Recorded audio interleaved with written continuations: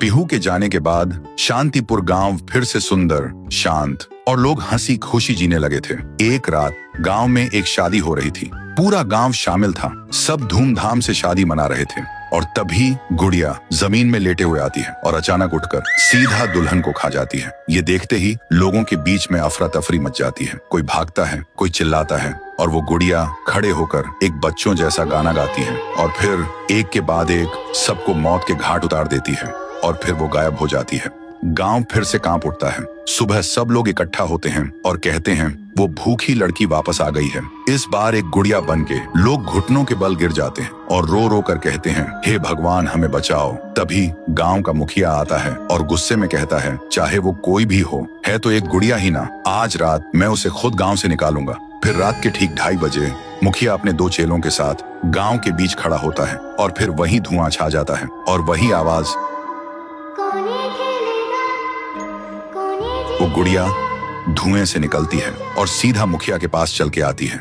मुखिया कहता है, निकल जा मेरे गांव से, नहीं तो तुझे यहीं बिखरा दूंगा। गुड़िया हंसती है और कहती है, तेरे से पहले भी किसी ने ये सोचा था। और उसी पल वो गुड़िया बड़ी होने लगती है और अपनी पैर से तीनों को कुचल के मार डालती है।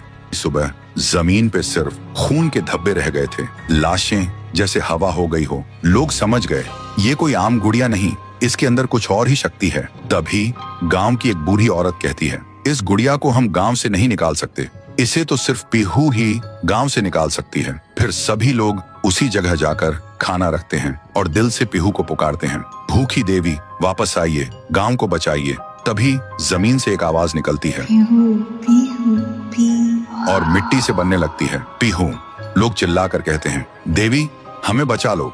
फिर रात होती है। वो गुड़िया गाना गाते हुए आती है, लेकिन अचानक पीहू उसके सामने आ जाती है। गुड़िया रुक जाती है। पीहू उसे पकड़ने जा रही होती है, लेकिन गुड़िया हवा में उड़ जाती है। पीहू भी उसके पीछे उड़ जाती है और अपनी आंखों से आग छोड़ के गुड़िया को जलाने की कोशिश करती है, लेकिन गुड़िया एक धुएं में छुप जाती है और फिर अचानक पीहू के पीछे आके उसे एक जोर का वार करती है। पीहू आसमान से जमीन पे आ गिर जाती है और फिर वो गुड़िया पीहू की शक्ति छीनने लगती है। पीहू की ताकत धीरे धीरे गुड़िया के पास जा रही होती है। कुछ देर बाद पीहू जमीन पे गिर जाती है। जब वो उठती है तो देखती है उसका शरीर धुंधला हो गया है और जब वो अपने आप को छू रही थी तो हाथ उसके शरीर के आर पार जा रहा था। वो वहीं गिर के रोने लगती है और जोर से चिल्लाती है, भैया, भैया, भैया। और उसकी आवाज सीधा उसके भाई के कानों तक पहुंचती है। तो दोस्तों, अगर आप देखना चाहते हो पीहू वर्सेस गुड़िया वर्सेस तुंग तुंग तुंग सहर, तो इस वीडियो को 1.5 लाख लाइक्स तक पहुंचाओ।